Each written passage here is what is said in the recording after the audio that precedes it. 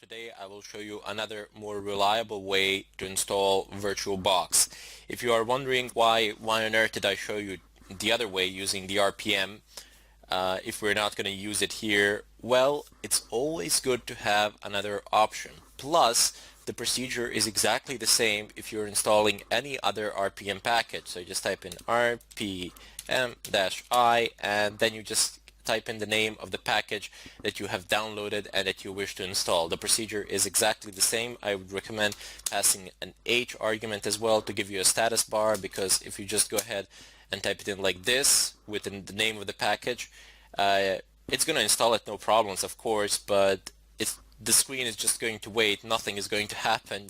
You might think it's bugged or something like that during the installation procedure. Like this with H, there's a status bar that shows, so you know that something in the background is happening. But as I said, it's good to have another option. What we want to do today and now is actually install VirtualBox using the default packet manager called yum and pull the package from the repositories. Now, what are repositories? Repositories are places where software packages are stored for Linux distros, and then you can pull those packets, those software packets, from your Linux distro using the default packet manager. It's very simple, it's extremely easy, and it's one of those things that you will absolutely need to know how to do, because you'll be installing and uninstalling a lot of things during the course of your pen testing career, during the course of pretty much any pen testing exercise in general. So let me just demonstrate this to you. You type in yum and then you give it a command. First of all, you use yum to call your default packet manager, which is yum basically because I'm using Fedora, but if I was using some sort of a Debian distro, it could be aptitude, or it could be apt-get, and some other distros have their own packet managers, but we're not going to get into those now. Later on, I will show you what Kali Linux is using. That is the Linux distro that we will be using in order to conduct some of the pen testing exercises. So first off, you type in yum, as I said, and then type in search, which is you're basically telling yum what to do. You want it to search for something, so you just type in search. It's pretty much exactly the same as English language. You just kind of need to figure out the logic of it. And then you want to search for an approximate name of the package that you want. So perhaps you don't know the full name or something like that. Don't worry about it. Just type in a portion of the name. It will suffice.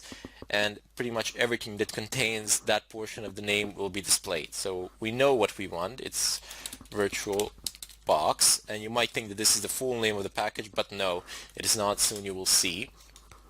And there you go. It has printed out every package that contains VirtualBox in its name, the word VirtualBox in the name of the package or in the description of the package, because you see you have the name of the package here, colon, and then you have the description of the package here. There are a lot of things have popped with the name VirtualBox, and you're wondering perhaps which one to install. Well, you need the Kmod one, and here you have the kernel version and the Fedora version. So FC would be the Fedora version, and here you have the architecture. It's 64. I can't select it. There we go. It's 64, and here you have the kernel version. So you can compare it to what you have, and based on what you have, what your operating system is, you can pick it from here, assuming that it's a Fedora 20. You can use any other distro. The procedure is fairly the same.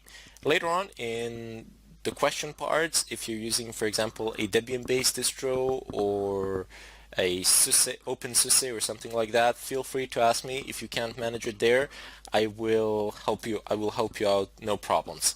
But for the time being, I'm just going to go ahead and install it here. Let me just go ahead and clear the screen. In order to install the package, you need to type yum install, and then you need to go ahead and type the name of your package, which would be the last one for me anyway. This one. Oops, here we go.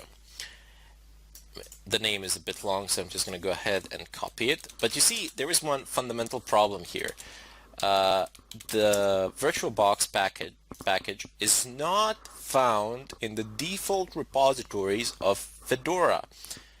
And that is a bit of a problem, primarily because none of these commands would actually work if I did not previously import RPM Fusion repositories. RPM Fusion is simply the name for a certain type of repositories containing certain types of packets.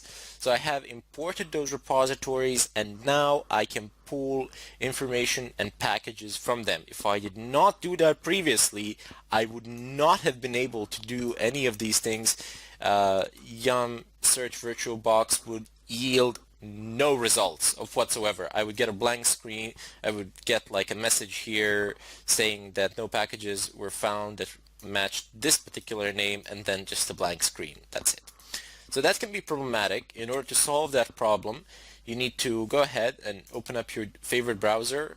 I already have this website opened.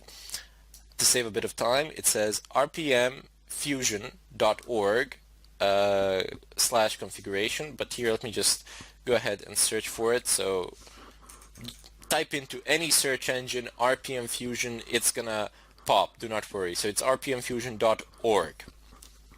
Click on the website, open it up, and here you're gonna get instructions immediately. It's a very simplistic website.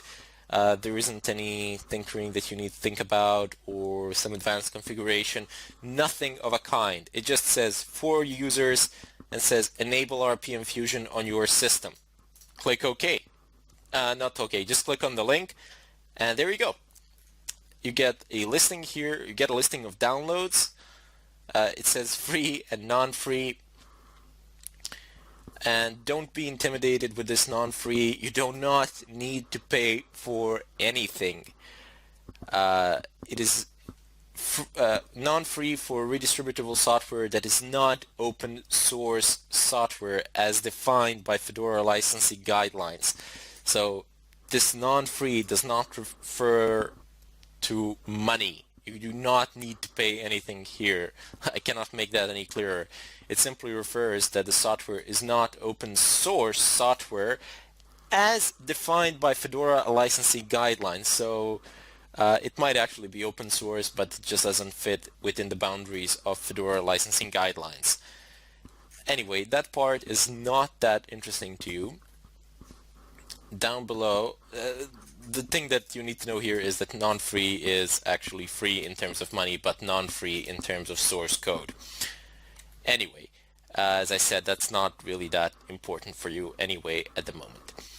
Down here you have actually RPM packages. Remember from the previous tutorial, I've showed you the extension .rpm. When you download a package, we could actually download one of these. Actually, I would download the first one and then install it using my RPM software. Just type in RPM space -I, and then I would, there we go, I just clicked on it, then I would pass this file name as an argument as well, and it would install it no problems as well. But I don't really want to do that at the moment. I want to show you a different way of doing it. If you're wondering why it is being repeated twice, this is for free and this is for non-free. Excellent. What we want is the command line setup using RPM. It says here Fedora 14 to the most current, so mine is 20. It's going to work there, no problems as well. So you have this very long command, and you don't really need to know what every single portion of this command is or what it does. Basic sum total, it imports a repository into your system that you are going to use later on. They have given this command so you can do it from one tap. Basically, you don't need to go about doing things or anything of a kind. You basically just copy, paste this, and run it. You are using your default package manager, you're using local install option, you are not checking for certain types of keys, you are giving it the place from which to pull it, and so on and so forth. But later on, as we progress through this tutorial, we will deal extensively with Linux command line. So only then will these things become clearer to you. Once I actually explain some of the basic and fundamental things, then you will be able to understand things such as those listed in this bracket. Sorry, not bracket, within the confines of this parentheses, and so on. Because if I start explaining it now, it would make no sense, and it would simply complicate things further. As I said, later on, when we get into the command line interface of Linux, when I start explaining it in great detail, there I will begin from scratch and move you basically from beginner to advanced user in a relatively short amount of time, and then you will be able to understand what all of these things are. For the time being, just copy this content, which is within the confines of these quotation marks, and paste it into your terminal. So you do need to be root. Let me just go ahead and exit. I am no longer root, as you can see. I am now my regular user, Chronic. Just type in SU, type in your password, and paste this. Press enter. Okay, obviously it won't install here because I already have it installed. Yeah, it says nothing to do of whatsoever. But on your system where you do not have RPM Fusion installed, this would just fly as well. This would just pass, no problems, and you would successfully have installed RPM Fusion on your system as well. So clear. Anyway, I just wanted to show you something else that I neglected to show you a moment ago. This command that we've ran, it actually installs free and non-free repositories. If you just take a closer look to what I am highlighting at the moment, this is the free, so it says http download1.rpmfusion.org/free/fedora/rpmfusion free release.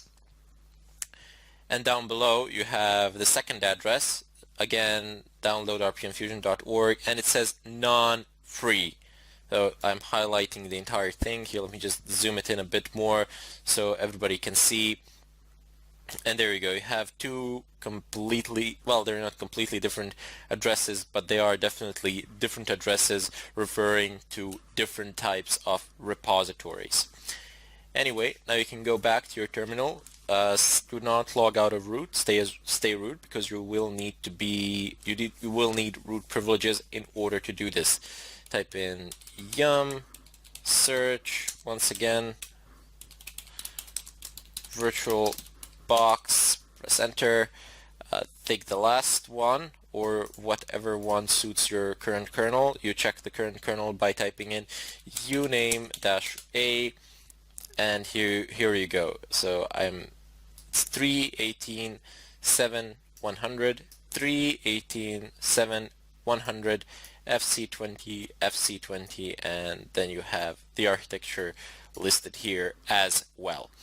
So clear the screen, type in yum install, paste the name of the package, press space -y, and if you have this command, just press enter and it will install. It will run through. I've already installed VirtualBox to save some time as well.